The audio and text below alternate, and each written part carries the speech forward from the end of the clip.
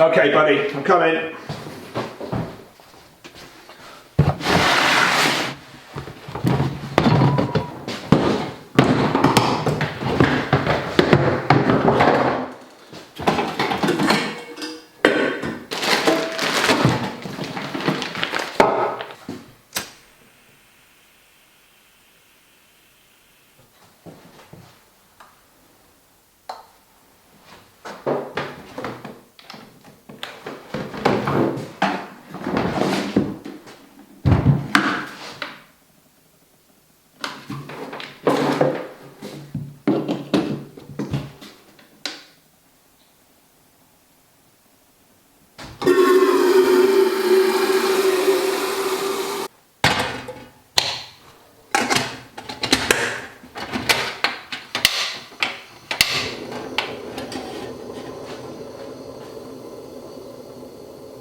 Hi folks and welcome back. Just a short video this week, something a little bit different. I wanted to do a video on something I've been putting together recently, and that is my emergency sort of power cut, power outage kit. Now I'm not a prepper, but I do think it's a good idea to be prepared for certain scenarios. I don't know whether you've noticed, I certainly have. We seem to be getting more and more power cuts these days, far more frequent than they ever used to be. I don't know whether that's a result of changing climate, weather conditions, higher winds perhaps bringing down trees onto power lines, flooding, things like that. That's possibly one cause. But we have also been told to prepare ourselves for planned power cuts, in the future, especially over this winter due to the energy crisis. So I just thought it would be a good idea to have a grab box with things in there that would be useful if the power goes out. I haven't got to go running around the house. I mean, most of the things in this box I will have anyway, but they're going to be all over the place. And, you've got to run to one place to get one thing, find the candles, find a lighter, find the torch, go and grab gas for the gas stove, go and grab the gas stove, all these sort of things. So I thought a box that has all of those things in, I can just grab it if the power goes out. And it's just much easier, saves all that hunting around in the dark. So I've just got a range of stuff in here, and like I said, it's stuff that I probably would have anyway, well I would have anyway, but having them all in one place just means I haven't got to go hunting for them. So the first thing I've got here is a gas stove. It's one of those flat gas stoves. They're really stable, and they take these inexpensive gas cylinders here. So I've got the stove and I've got a couple of spare cans of gas in the box as well. I can use that obviously for boiling water, for washing up and things like that, but also obviously for making hot drinks, for cooking. If the power goes out, my oven and hob is electric, so with no power I can't use it. But at least with this, I've got a single burner that I can use to make hot drinks and cook dinner and things like that. Obviously, the food and stuff we already have. It's already in the cupboards in the kitchen. The cups we already have, all that sort of stuff. That's not affected by the power being out, but a means to cook and to heat water is. So a stove. To go with the stove is a kettle, a stovetop kettle. Pots and pans we already have in the kitchen, but the kettle we normally use is electric. So a stovetop kettle that I can use with that stove there to boil water. This bag here has tea light candles in and a lighter to light them with, so I haven't got to hunt around for a lighter. I like tea lights because they're in their own little aluminium casing, so you can put them down on a surface. They're stable because they're flat, and you haven't got to find something to put a candle in. A lot more convenient. We tend to dot these around the house just so we can see where we're going as we're walking around the house. So we'll put them on tables, windowsills. We'll probably put one in the toilet so you can see when you go into the toilet, we'll just use a few of them.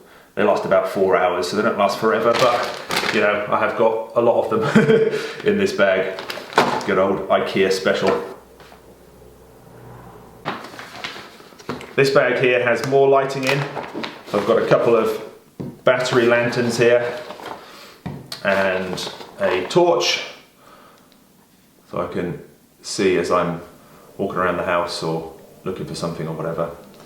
And the lanterns give off a lot more light than the tea lights.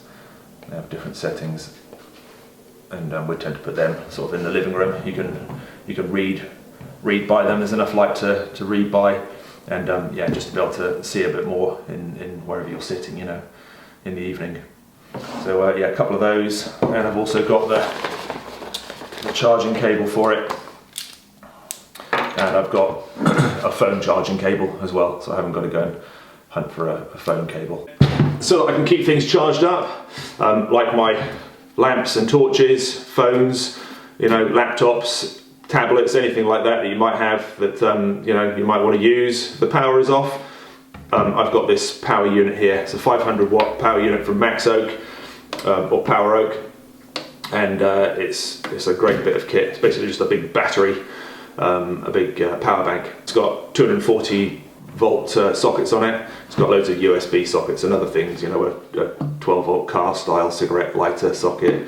It's got its own light on the back as well, and it's got wireless charging on the top if your phone works like that. Just turn it on, you select AC or DC, you plug in whatever you need, and you've got power. I can run my computer off this for quite a few hours, so if I'm in the middle of editing or whatever and the power goes out, I can at least switch to this and carry on, which is really good. It's got me out of the muddle a few times, that's for sure. Yeah, so that lives in there now, fully charged. The next thing is hot water bottles. I have 2 of them in here, and I can fill them up with hot water using my kettle on my gas stove, and I've got something that's nice and warm, so if the power goes out in winter, you know, I've got a nice little heat source there to keep me cozy. We do have a wood burner in our living room, so it's not a problem keeping that room nice and warm. We've always got wood, and obviously that doesn't require any power. We can just light the wood burner and it's nice and cozy in there, but the rest of the house gets cold because we have an oil boiler for our heating, and that requires electricity to run. So without electricity we have no heating in the rest of the house. So hot water bottles are lovely. Stick them in your bed before you go to bed. Lovely when the power is out. And the last thing out is a deck of cards. You know, the power goes out and you lose your internet, and we're all quite reliant on the internet for our entertainment and amusement these days, me included. The internet goes down and you lose your Netflix, you lose YouTube, you lose Instagram, all the things that we turn to keep ourselves occupied in the evenings. So you need to start looking to other ways to keep yourself amused, and that really means stepping back in time, board games, playing cards, reading a book. You know, we're big readers in this house, so that we're never short of a book. There's always books lying around, and just sitting and talking, which is a good thing. You know, it brings us all together. When the power goes out, we'll light the fire. The fire's crackling away, candles are lit. We'll sit and we'll chat, and maybe play a game of cards or two. It's really good. So that is my kit. There's nothing new here. You know, these are all items I'd have anyway, but it just saves me having to go off and find them. I normally have to go out to the Land Rover and get the stove. I normally have to, you know, go and find a torch, find the candles, find a lighter, you know, but this way everything is together in one place and I can just grab it when the power goes out. It's much easier. Much easier. Thanks for watching, and I'll see you soon.